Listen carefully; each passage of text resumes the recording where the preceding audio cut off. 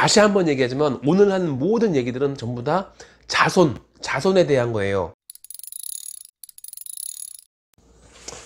오늘은 교통사고 자손. 오늘은 자동차 보험으로 치료를 받으려고 준비 중이신 분들 중에 자손에 대해서 얘기할 거예요. 그 자손으로 치료를 받으려고 준비하시는 분들 몇 가지는 알고 있어야지.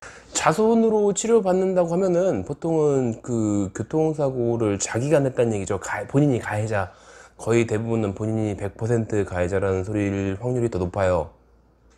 근데 물론 뭐 본인이 가해자가 아니라 피해자인데 그 가해자 측에서 뭐 보험을 못 해준다느니 뭐 이런 건 땡깡 부리고 이럴 때 그때 뭐 쓸 수도 있다고는 하는데, 그렇다고는 하지만 제가 지금까지 봤던 분들은 거의 대부분이 본인이 가해자예요. 그 본인이 사고를 낸다든지 뭐 혼자서 이제 가로수를 들이받던가 아니면은 뭐 그 빙판에 미끄러져 가지고서 도로 연성을 받던지, 그냥 앞차가 급정거했는데 본인이 그 안전거리 미확보 해가지고서 그래서 받은 거, 그런 것들은 본인이 100%죠. 그렇게 가해자분들, 그 가해자분들이 치료를 위해서 그래서 자손을 쓰는데, 이게 굉장히 크게 다쳤으면 자손을 쓸 텐데 보통은 자손을 잘 안 써요. 그러니까 가해자들이 쓰라고 만들어 놓은 그런 약관 종류이긴 한데, 근데 그 혜택이 워낙에 적어가지고 그래가지고 뭐 실제로 가해자분들이, 그러니까 본인이 사고를 낸 분들도 그렇고 그 본인들이 사용하는 경우는 거의 없고 보통은 자상을 쓰죠. 자상. 근데 자상은 자기가 특약을 넣어야지 가능한 거고, 그 자손 같은 경우에는 그냥 종합보험에 가입하면 무조건 되는 거란 말이야. 그렇기 때문에 자손은 무조건 다 있어. 그러니까 자손을 사용하는 게 좋긴 할 텐데 혜택이 별로 없어요. 자손으로 자기 치료를 받으면 보험료는 할증이 되고 뭐 치료비가 뭐 무한대도 아니고 뭐 어느 정도 한계가 있고 합의금이 나오는 것도 아니고 자기가 사고 냈으니까. 그러니까 뭐 어지간히 크게 다친 거 아니면은 괜히 보험료 할증시키고 이러는 것보다는 자동차 보험, 그러니까 건강보험으로 치료받는 게 훨씬 낫지. 그런데 자상특약은 달라요. 자상특약은 내가 보험 팔려고 그러는 거 아니고, 자상특약은 그 자기가 사고를 냈을 때 혹은 이제 과실 비율이 있을 때도 마찬가지고 어쨌건 자기의 잘못이 조금이라도 있을 때 거기에 대한 보장을 위한 그런 특약이거든. 그러니까 치료를 했을 때 뭐 치료비 상계나 이런 것들도 전부 다 나중에 뭐 그 보완이 되고, 그리고 자기 혼자 자기 본인의 100% 과실로 사고를 냈다고 할지라도 뭐 치료비는 거의 무제한이나 마찬가지고, 거의 대부분은 이제 한계는 있긴 한데 거의 대부분은 본인이 사고 내서 다친 정도를 훨씬 상회하는 치료비가 나와요. 그렇기 때문에 치료비는 무제한이나 마찬가지지. 그리고 합의금도 나와요. 좀 많진 않지만 적긴 하지만 이제 합의금도 나오고. 그러니까 자상은 쓸만해. 이게 뭐 보험료 할증이 되건 안 되건 간에 뭐 쓸만해. 그래가지고 자상으로 이렇게 하면은 치료도 다 받고 합의금 받고 이러면 되니까. 그러니까 건강보험보다는 훨씬 낫겠죠. 근데 자손은 아니란 말이야. 자손은 치료비를 아껴 써야 돼요. 그 한계가 정해져 있으니까. 그래서 자기가 사고를 냈을 때 자손으로 치료를 받는 분들은 없었어요. 그동안 거의 없었어. 있어요. 근데 요즘은 가끔 있어요. 이게 전 보험에 대해서 잘 모르는데 그 뭐 사보험 시장이 커졌잖아요. 그래가지고서 이게 뭐 사고를 냈을 때 자기가 사고를 냈단 말이야. 그래서 자손으로 치료를 받아. 그러면은 옛날에는 손해였는데 요즘 같은 경우에는 뭐 운전자 보험이니 뭐 실비 보험이니 뭐 이렇게 해가지고서 이것저것 하면은 오히려 이득이 난다든지 아니면 손해를 덜 본다든지 그럴 수 있대요. 뭐 저는 잘 몰라요. 그러니까 예를 들어서 내가 사고를 냈어. 그래가지고 내가 내 자손으로 치료를 받겠다. 그러면은 자기가 이제 종합보험 가입했으니까 거기서 기본적으로 나오는 가해자에 대한 그 보상이 있거든. 그러니까 뭐 치료를 할 텐데 골절 이하의 등급일 때는 치료비가 120만 원으로 한정돼가지고 나와요. 그 치료비 120만 원은 넉넉한 금액은 아니에요. 그냥 한의원에 통원 치료로 받기만 해도 뭐 400만 원 정도 치료비 나오는 건 금방이에요. 그냥 일반적인 12등급 상해일 때 정말 난 좀 아프니까 치료를 좀 꼼꼼히 받은 다음에 그 다음에 합의를 생각하겠다 이럴 정도면은, 그러면은 뭐 400 정도는 금방이지. 그러니까 자손으로 치료받을 때는 그냥 막 종합보험처럼 막 치료를 할 수는 없어요. 그 치료비가 금방 날라가거든. 그러니까 좀 아껴가면서 치료해야지. 그래서 뭐 이거는 예를 들어서 뭐 한약은 먹으면 좋긴 한데 이게 뭐 본인 환자분이 쓰기에는 좀 너무 비싸. 그러니까 이건 빼고, 추나요법 이거 하면 좋겠는데 추나요법도 많이 비싸. 그러니까 그것도 빼고 뭐 이런 식이 되는 거죠. 어쨌건 자손일 때는 치료비를 조금씩 아껴가면서 치료를 해주는 경향이 있어서, 물론 저만 그런 건 게 아니라 뭐 다른 분들도 그럴 수도 있고 아닌 분들도 있을 수 있는데 각 병원 원장님들마다 뭐 차이가 있겠지. 근데 어쨌건 저는 그런 타입인데, 그러면 한 3, 40번 정도는 치료를 받을 수 있어요.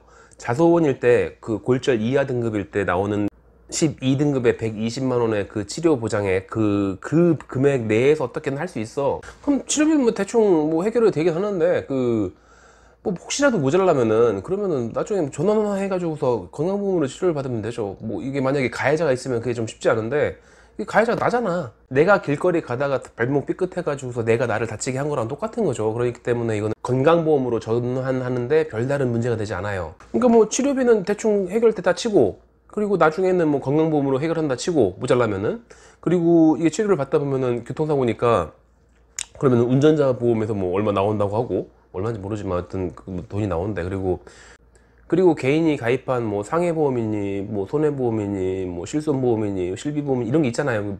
그게 다 비슷비슷하긴 한데, 어쨌건 이게 뭐 금액에 따라서 뭐 얼마 정도의 치료비를 썼으면 거기에 대해서 몇 퍼센트가 뭐 나온다라든지, 아니면은 1회 치료당 얼마씩 나온다든지 이런 게 있다고 하더라고. 근데 내가 돈을 안 냈는데 치료비를 안 냈어도 그에 대한 보장이 되는 보험들이라고 하니까, 이게 환자분들이 자꾸 사보험이 어쩌고 이러는데 내가 모르겠으니까, 그래가지고 좀 내가 알고 있으면은 좀 도움을 드릴 수 있겠다 싶어서 좀 공부를 좀 해볼까 이런 생각도 했었는데, 뭐 책을 사볼 것도 아니고 내가 보험 설계사 뭐 시험을 할 것도 아니고, 그래서 유튜브 같은 걸 좀 뒤져봤단 말이야. 근데 이제 유튜브로 들어갔더니 보험 설계사들끼리 뭐 싸워.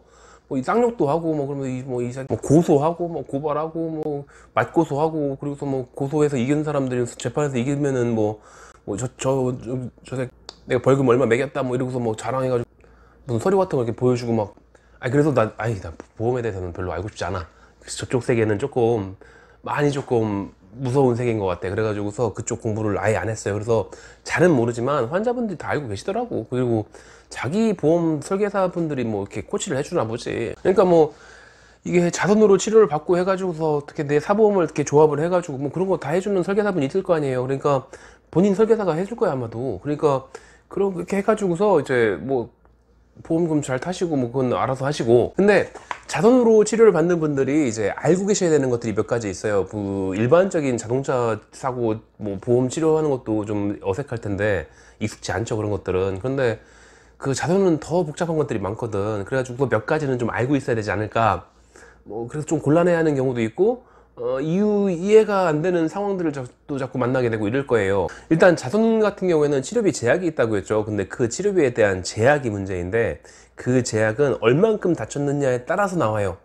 이 사람이 다친 정도에 따라서 이 사람의 치료비는 이 정도로 해야겠다, 이런 것들을 정해놓은 게 있어. 예를 들어서 골절 같은 게 있으면은 치료를 많이 받아야겠죠. 그래가지고서 뭐 160인가 이렇게 나오고, 만약에 골절이 없을 때는 뭐 잘해야 120 정도 나오는데, 뭐 경우에 따라서 뇌를 다쳤을 때는 뭐 160 나오기도 하고, 하여튼 그런 게 있어. 그래서 그 상해 등급이라고 그러는데, 그 상해 등급, 부상 등급에 따라서 치료비 제한이 생겨요. 근데 이분이 만약에 이 한의원에 혹은 이 병원에 뭐 치과에 처음 왔어.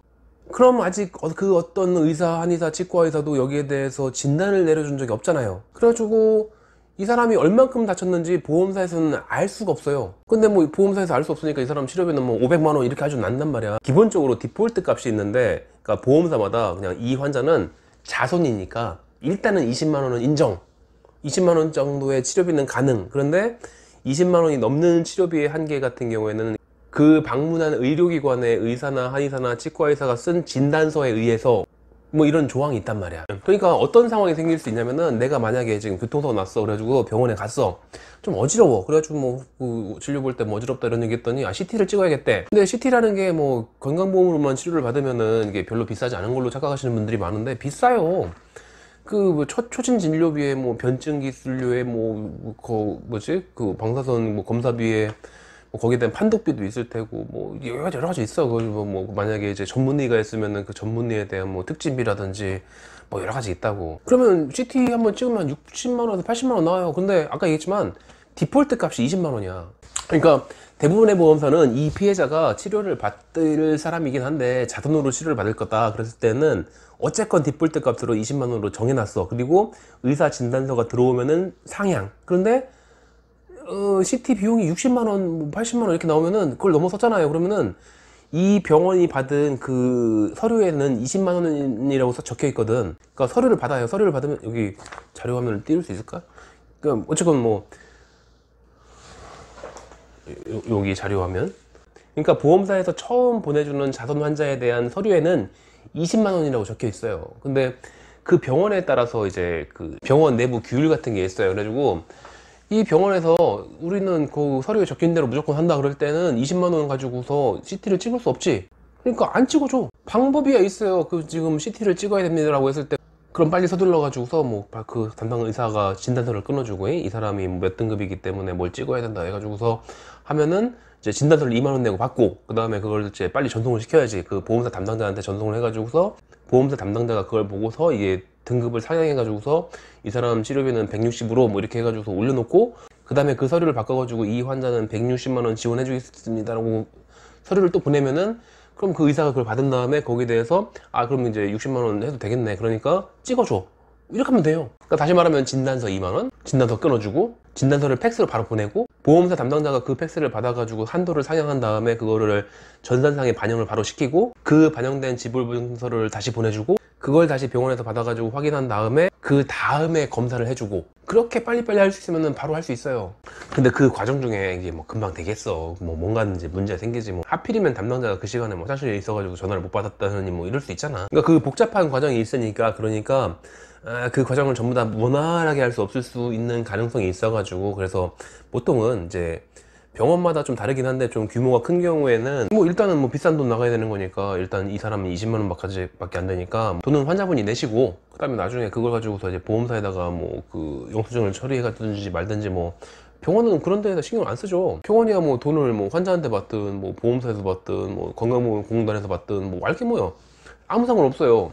근데 그 뭐 아주 그냥 위급한 상황이 아니라 그러니까 자선으로 처음 치료를 받을 때 이게 원활하게 그 과정이 잘 넘어가지 않으면은 그냥 복잡한 과정이다 보니까 그러니까 이게 좀 애매하다 싶으면은 그냥 자기 돈으로 일단 이게 좀 복잡한 과정이다 보니까 이게 이런 과정을 다 원활하게 지나갈 수 있으면 되겠는데 근데 그게 잘 안 될 것 같다. 우리 보험사 담당자가 전화를 받을 수 있다는 보장도 안 되고 이런 과정이 금방금방 해결되는 것도 아니고 다 출근도 해야 되는데 아니면 빨리 퇴근해서 집에 가가지고 애들하고 놀아줘야 되는데 뭐 그런 상황이라면 그러면 이 치료를나 검사를 꼭 오늘 전부 다 그 비싼 거를 다 해야 할 필요가 없잖아. 그 과정들을 복잡하게 뭐 더 거쳐가면서 그럴 수 없으니까 그냥 20만 원 한도 내에서 가벼운 치료만 받고 뭐 엑스레이만 찍는다든지 아니면은 뭐 간단한 뭐 물리치료만 받는다든지 그렇게 해놓고 그 다음에 한도를 상향시키는 것들은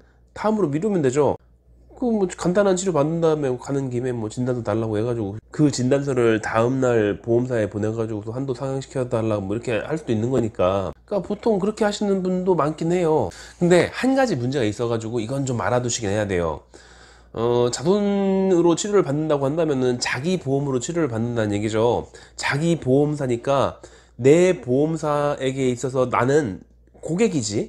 그러니까 어떻게든 보험사에서는 뭐 이 교통사고 피해자이면서 스스로 가해자이면서 우리 보험사의 고객이면서 뭐 다 동일 인물이잖아요. 그러니까 최대한 잘 해줘야죠. 그래가지고 뭐 이 피해자가 아니 그 우리 고객님이 치료를 받겠다는데 치료를 받게 해줘야겠죠. 그래서 디폴트 값이 그렇게 돼 있다면 20만 원으로 돼 있다면은 20만 원짜리라도 빨리 보내줘가지고 고객님이 뭐 치료를 받는데 불편함이 없게 해드려야 되는데 근데 그게 안 되는 경우가 있어요. 이게 콜센터의 권한은 보험사마다 다를 수 있겠죠. 내가 자체적으로 운영하고 있는 콜센터가 있는데 충분히 인력이 많아가지고 원활하게 잘 돌리고 있으면 괜찮은데 만약에 우리 보험사가 그렇게까지 하기엔 좀 힘들어. 우리 정직원 뭐 고용해가지고서 뭐 콜센터 돌리고 이렇게 좀 어렵다면은 이거 뭐 외주를 줄 수도 있는 거고 뭐 아니면은 뭐 신입 직원들 해가지고서 뭐 교육이 잘 안 될 수도 있는 거고 어쨌건 간에 이제 콜센터의 권한이 보험사마다 조금 달라요. 그래가지고 콜센터에서 권한이 약한 곳이 있어요. 권한이 얼마나 약하냐면은 지불보증서를 줄 수가 없는데 그러니까 사고 접수가 돼 있어요. 사고 접수가 돼 있어가지고 그 사고에 대해서 우리 고객님에 대해서 치료를 할 수 있도록 또 해줘야 되는데 자돈이니까 그게 맞는데 근데 이게 허가를 먼저 그 보험사 담당자한테 허가가 있어야지만 그 지불보증서를 보내줄 수 있는 보험사가 있어요. 그러니까 예를 들어서 교통사고 났어. 그러면은 치료를 받겠지. 자선으로 치료를 받겠대. 그러니까 뭐 우리 보험사에서 지불보증을 해줘야 돼. 근데 이 환자분이 치료를 처음 받으러 갔을 때 그 지불보증서라는 서류를 줄 수 있는 것들은 그 보험사 담당자가 있고, 그리고 그 콜센터에서 그냥 자동으로 발급해 줄 수도 있는 건데, 그런데 락을 걸어 놔요. 그러니까 담당자가 퇴근한 상태에서 그 지불보증서 서류를 다 콜센터에서 각종 의료기관으로 보내줄 수 있어야 될 것 같은데, 근데 거기에 대해서 락을 걸어 놓고서 그 콜센터 임의로 보증서 서류를 보내줄 수 없게끔 그렇게 해놓고서 퇴근하는 경우가 있어요. 아니 그 몇 푼 되지도 않는 거 20만 원 한돈 내에서 다 할 수 있을 것 같은데 그것만 해주면 되는 건데 그것도 못 해주는 거지. 그래가지고 그뿐만이 아니야. 그 뭐 진단서를 받으러 갔는데 그 진단서를 받는 목적이 뭐 운전자 보험용으로 뭐 진단서 떼러 왔는데 지불보증서를 보내주지 않으면은 이게 교통사고인지 아닌지 내가 어떻게 알아 그거를. 그래서 뭐 간단한 치료나 그냥 간단한 서류나 뭐 그런 것 때문에 오신 것 뿐인데, 근데 그 서류를 안 보내줘 가지고 소기의 목적을 달성하지 못하고 그냥 가시는 경우도 있으니까, 아니면은 본인 돈으로 내고 나중에 뭐 돌려받고 이럴 수도 있는 거고. 그래서 콜센터에 내가 전화했더니 뭐 담당자하고 전화를 해야지만, 그래야지만 보내줄 수 있겠다니까 담당자랑 연락을 하래. 그럼 그렇게 해야죠. 저는 이제 환자분을 치료를 할 때에는 그 서류를 바꾸서 치료를 하는 건데, 이 환자분이 교통사고 환자라면은 그러면은 치료를 해도 되겠지. 근데 거기에 대한 서류가 있어야 돼요. 그 서류가 있어야지 자동차 보험으로 적용을 시켜줄 수 있는 건데, 근데 담당자가 퇴근을 했든지 뭐 어디 출장을 가지고 전화를 못 받는 상황이라든지 뭐 점심시간이야 그러면 안 되지. 전에도 얘기했던 것 같기도 한데, 담당자들은 전에도 언제 얘기했던 것 같기도 한데, 그 교통사고 보험사 그 직원들도 그 사람들도 사람이고, 그 사람들도 워라밸이 중요하고, 그 사람도 자기 뭐 일이 있고 밥 먹는 시간은 그 터치받고 싶지 않고 그런 게 있죠. 그리고 노동법에도, 아니 노동 근로자법, 근로법, 하여튼 그 법에도 나와 있어요. 뭐가 됐든지 간에 근로자들은 어쨌건 간에 고용주로부터 그 터치받지 않는 1시간 정도의 근무 시간에 무급 휴게 시간은 반드시 받을 수 있어야 돼. 그리고 자기가 싫어도 받아야 돼. 그러니까 그 시간에 통화가 안 되는 시간이 있을 수 있단 말이야. 그러니까 뭐 보험사 담당자가 언제 휴게 시간인지 모르겠지만 뭐 보통은 점심시간일 때니까 그 아마도 대부분은 뭐 12시에서 뭐 1시 사이겠죠 아마도. 그러니까 뭐 낮 시간이라고 해가지고서 무조건 전화를 받는 것도 아니고, 퇴근하면은 전화를 안 받는 게 당연한 거고, 그러니까 낮 시간에는 전화를 받을 거라고 생각하지만 전화를 안 받을 수 있다는 얘기예요. 그리고 퇴근하고 나면은 당연히 전화를 안 받아요. 안 받는 게 기본이야. 받으면 그게 이상해.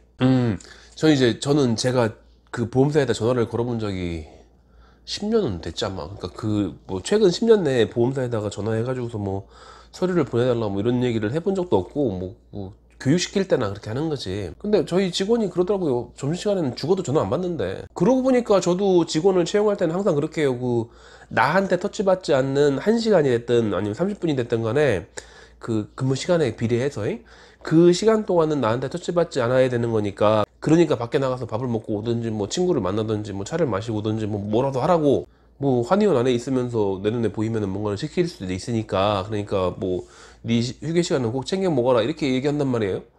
그게 법이 그래. 그 근로자법이 그래요. 그러니까 보험사 담당자들이 점심시간에 전화를 안 받는 건 너무나 당연한 거고, 어쩌면 보험사에서 그렇게 명령이 내려왔지 않을까? 왜냐면은 그거를 못 지키면은 노동법 위반이니까 그 회사가 큰 징계를 받거든. 그래서 오늘 결론을 얘기하면은, 자손 환자분들은 처음에 방문하시는 병원, 한의원 어디가 됐든지 간에 치료를 처음 받는 날이잖아요. 그때 같은 경우에는 좀 보험사 담당자가 쉬는 시간을 피하시는 게 좋아요. 물론 이제 보험사마다 좀 다를 수 있는 거고 앞으로도 어떻게 될지 모르겠지만, 그 일반적으로는 점심시간대 뭐 12시에서 1시 사이, 혹은 저녁 6시 이후에 보험사 담당자들이 퇴근했을 시간, 그 시간은 피하시는 게 좋아요. 뭐 아닐 수도 있긴 한데, 몇 군데 보험사는 콜센터 자체가 그 지불보증서 서류가 발급이 안 되니까 본인 돈으로 치료를 받으셔야 돼. 야 근데 어떡하냐, 나는 시간이 안 돼가지고 퇴근 시간 아니면 안 돼. 아니면 나도 내 점심시간 쪼개가지고서 가가지고 치료받으려고 하는 거기 때문에, 그때가 아니면 치료가 불가능해가지고서 그때 가려고 하는 건데, 근데 자손인데 어떡하지? 그건 이제 옛날에 공제조합 피해자들하고 똑같은 방식으로 하시면 돼요. 미리 그 전화를 걸면 되는 거지. 그러니까 담당자가 전화를 받을 수 있는 시간이 있잖아요. 그때 전화를 해가지고서 내가 몇 시에 어디 어디 한의원에 가려고 한다 그러니까 거기다 서류를 미리 보내놔, 뭐 그렇게 하면 돼요. 간단하지? 아니 근데 보험사가 그 한의원의 그 팩스 번호를 아냐? 알걸? 거의 대부분 알아요. 거의 웬만하면은 알아요. 그 서류를 한두 번 주고받고 한 게 아니니까. 그러니까 어지간하면은 그 교통사고 치료를 많이 보는 한의원들 팩스 번호 정도는 보험사마다 전부 다 그 데이터에 있어요. 근데 만약에 내가 가려고 하는 데가 최근에 신규 개업한 곳이 같다던가 혹은 교통사고 치료를 잘 안 보는 것 같다던가 그런 느낌이 있다면은 그럼 그 병원에 한번 전화해보면 되지. 한의원에 전화 걸어가지고서 몇 시에 뭐 가려고 하는데 뭐 지불보증서를 미리 보내려고 한다. 근데 거기 팩스 번호 좀 알려달라 이렇게 해가지고서 팩스 번호 메모해가지고서 담당자한테 전화가 해가지고서 팩스 번호가 이거란다. 그러니까 팩스 좀 넣어줘 뭐 이렇게 하면 되는 거지.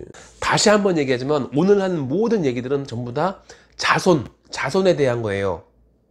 자기 혼자 사고 낸 거, 그 자상특약이 없어가지고 자손에 대해서 종합보험이니까 자손으로 최소한의 치료 정도만 받으려고, 최소한의 치료라도 받으려고 합의금은 필요 없고, 당연히 합의금이 없으니까 어쨌건 치료는 받을 수 있으니까 종합보험이니까. 그래서 치료만 좀 받아야겠다 싶은 그분들이 치료를 받을 때 알고 계셔야 되는 점인 거지, 뭐 일반 종합보험은 뭐 관계없는 얘기예요. 뭐 일반 종합보험 뭐 콜센터에서 다 서류 보내줘요. 종합보험은 다 돼요. 그 종합보험은 괜히 그 알아두실 필요가 없는 거고, 택시 공제는 아직 안 되긴 해.